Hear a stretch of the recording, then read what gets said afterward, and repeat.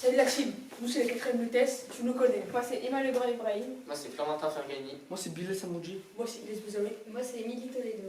Gros big up à Loane Desobo qui n'est pas avec nous aujourd'hui. Aujourd'hui on va vous présenter les travaux publics. C'est quoi les travaux publics? Les travaux publics c'est essentiel à la vie. Par exemple le génie civil et la construction des routes. Ah ouais, le génie comme dans Aladdin.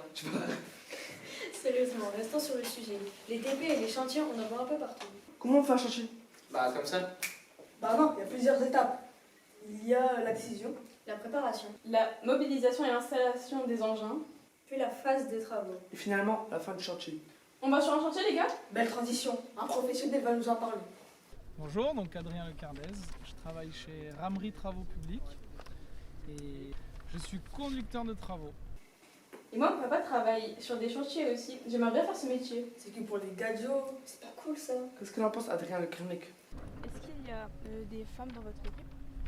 Alors dans les travaux publics il y a très peu de femmes, vous avez pu voir que sur les chantiers il n'y en avait pas. C'est une minorité, il n'y en a pas assez, il faudrait qu'il y en ait plus.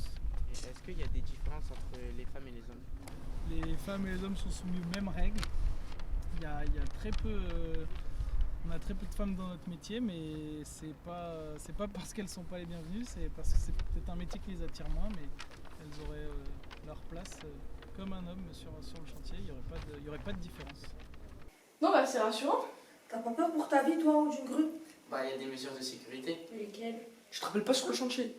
Alors on a de plus en plus de mesures de sécurité pour préserver nos salariés et notre santé. Donc on doit porter nos EPI. Donc comme là on a des chaussures de sécurité, des gilets fluorescents, des lunettes, un casque et éventuellement dès qu'on rentre sur le chantier des bouchons d'oreille pour éviter le bruit.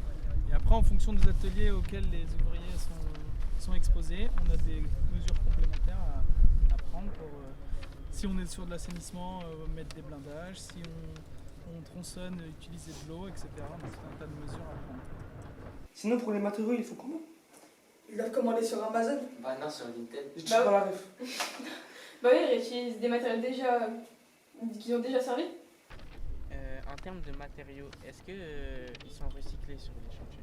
Ouais, c'est quelque chose qu'on regarde de plus en plus, c'est de réutiliser un maximum de matériaux, de recycler les matériaux, c'est quelque chose que vous devez entendre tous les jours, l'écologie, la réutilisation des matériaux, les produits de plus en plus biosourcés, c'est des choses auxquelles on est confronté tous les jours. Et en fait Emma, tu sais quelles études faire pour exercer ce métier? Je sais qu'on peut faire différentes sortes d'études. Genre un CAP.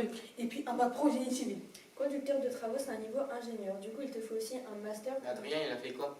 Quel était votre parcours scolaire?